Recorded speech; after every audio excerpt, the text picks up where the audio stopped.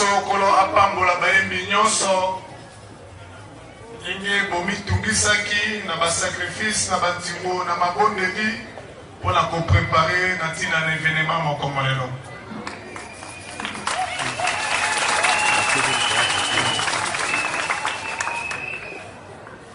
Amen apôtre. À l'apôtre, prophète Bolienzo Lakazmi, fondateur, responsable spirituel et représentant des gardes de l'église de Jésus-Christ d'Esprit de vérité Lima. Apôtre, nous bénissons liboso encore pour la kotonda ye na esengo pe na sai na mitema na kombo ya bakambi nyonso ya nzembo ya itongo ya mwana na Nzambe.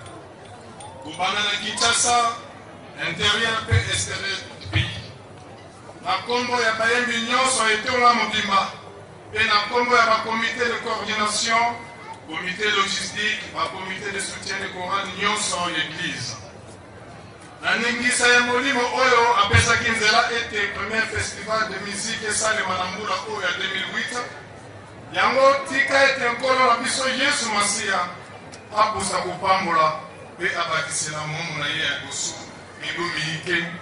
Et là, na maman première prophétesse au temps nyonso azali pene ya molimo mpona kosunga mosali na ye.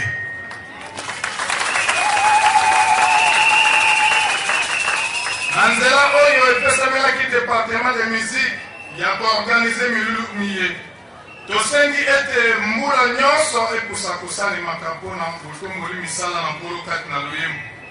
Ete mokili mobimba bayoka mpe basosola ntina ya nzembo ya molimo.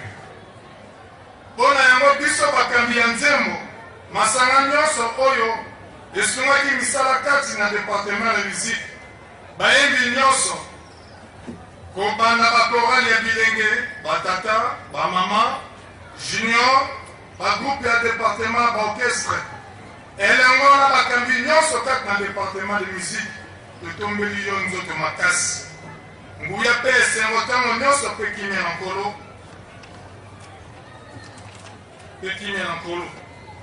département de musique ezali koprofite mpona kopesa yo diplôme de haute distinction lokola moyembi ya liboso instrumentiste ya liboso kati etona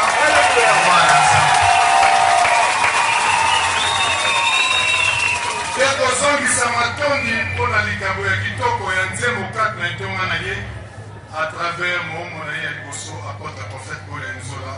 Bonsoir, Dr. Melibino qui m'appelle SMO. Amen.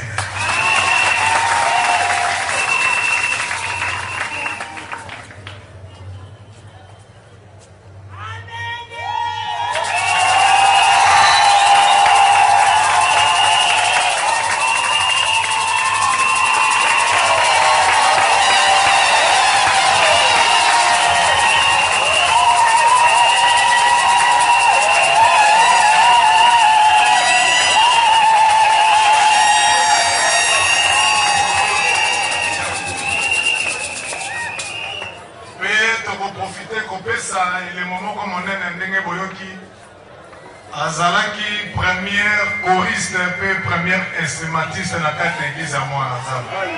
Yamana, vous allez vous passer les mots, vous allez vous la qui s'accadra qui peut mouiller de la carte d'église.